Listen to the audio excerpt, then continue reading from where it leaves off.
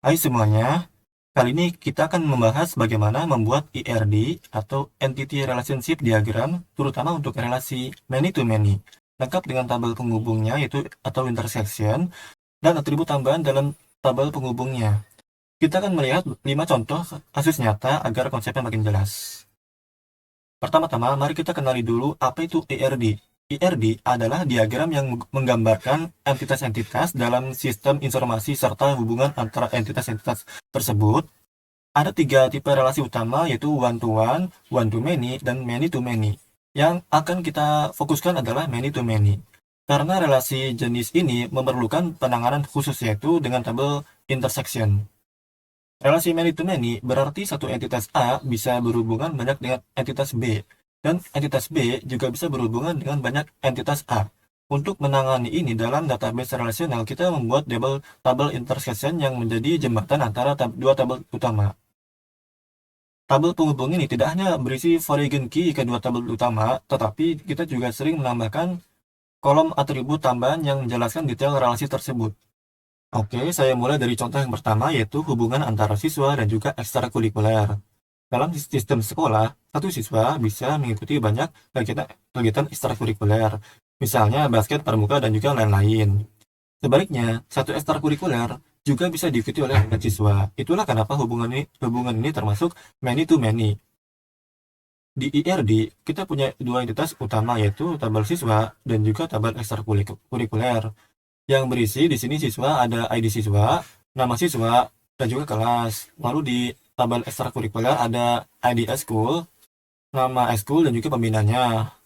Kemudian kita buat satu tabel penghubung yang disebut dengan siswa ekstrakurikuler dengan cara menambahkan tabel intersection seperti ini.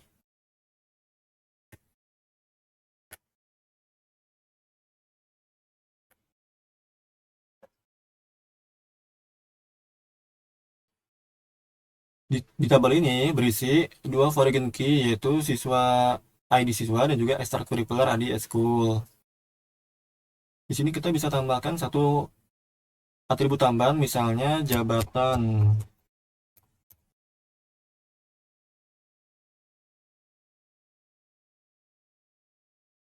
Di jabatan ini untuk mencatat apakah seorang siswa sebagai anggota biasa atau ketua eskul. Jadi di MySQL Workbench ini kita buat 3 tabel, yaitu pertama tabel siswa, kedua tabel ekstrakurikuler, lalu ketiga ada tabel intersection atau di sini namanya siswa has ekstrakurikuler. Dari relasi ini kita bisa tahu siapa saja siswa yang mengikuti eskul tertentu dan juga eskul apa saja yang diikuti oleh seorang siswa tersebut. Berikutnya saya akan masuk ke contoh yang kedua, itu produk dan juga supplier. Produk bisa disuplai oleh banyak supplier. Lalu supplier juga bisa memasak banyak produk. Di sini saya akan menambahkan atribut tambahan yaitu berupa tanggal pasok, jumlah barang, dan juga harga persatuannya di tabel intersection-nya.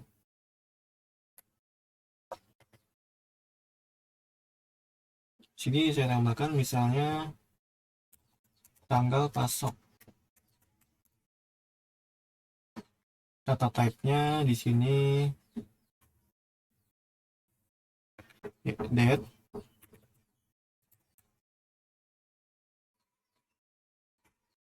Lalu tambahan yang kedua yaitu jumlah barang.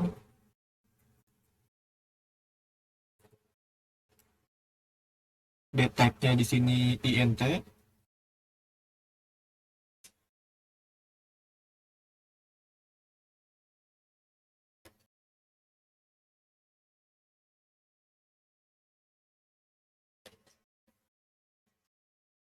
Lalu yang ketiga harga persatuannya.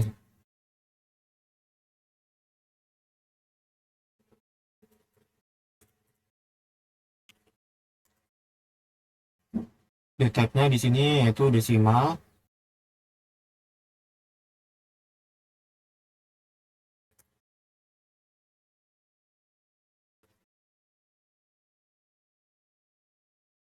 Nah, sip, sudah jadi. Oke, lanjut ke contoh yang ketiga yaitu guru dan juga kelas. Di sini satu guru bisa mengajar di banyak kelas dan satu kelas bisa juga diajar oleh banyak guru. Di sini saya akan menambahkan atribut tambahannya di dalam tabel intersection-nya.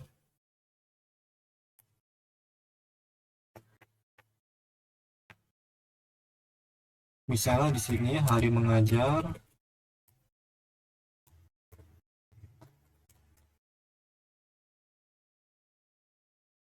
dan juga jam mengajarnya.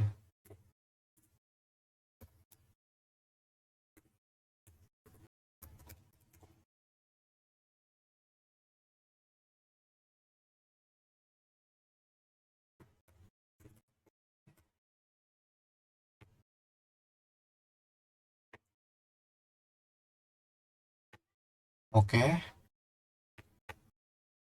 Oke, kita lanjut ke contoh yang terakhir yaitu di sini ada game dan juga platform. Di tabel game berisi ID gamenya yaitu atau kode gamenya, lalu nama gamenya dan juga genrenya apa. Lalu di tabel platform ada ID platformnya, nama gamenya dan juga perusahaannya apa atau developernya siapa. Di satu game itu bisa dirilis di banyak platform misalnya seperti Steam, Epic Game atau mungkin PlayStation dan juga Xbox atau Nintendo. Nah, di sini saya akan menghubungkan keduanya menggunakan tabel intersection.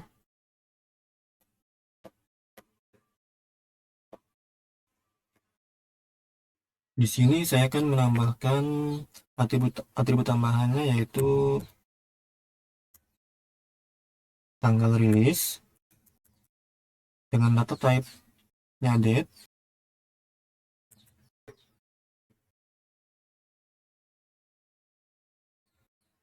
lalu versinya,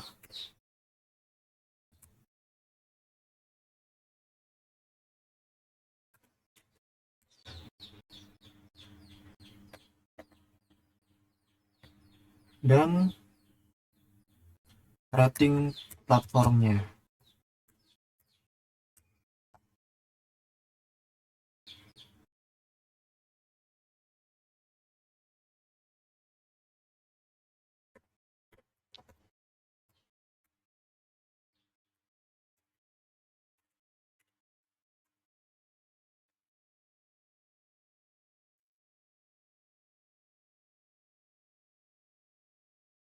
Jadi begitulah penjelasan lengkap tentang ERD Many-to-Many Relationship beserta 5 contoh penerapan nyata dalam berbagai bidang yaitu sekolah, bisnis, penjadwalan, kampus, dan industri game. Semoga penjelasan ini membantu memahami konsep dasar hubungan banyak ke banyak dalam perancangan basis data. Terima kasih sudah menonton. Mohon maaf apabila ada salah kata atau penjelasan yang kurang lengkap. Semoga bermanfaat dan sampai jumpa di video selanjutnya.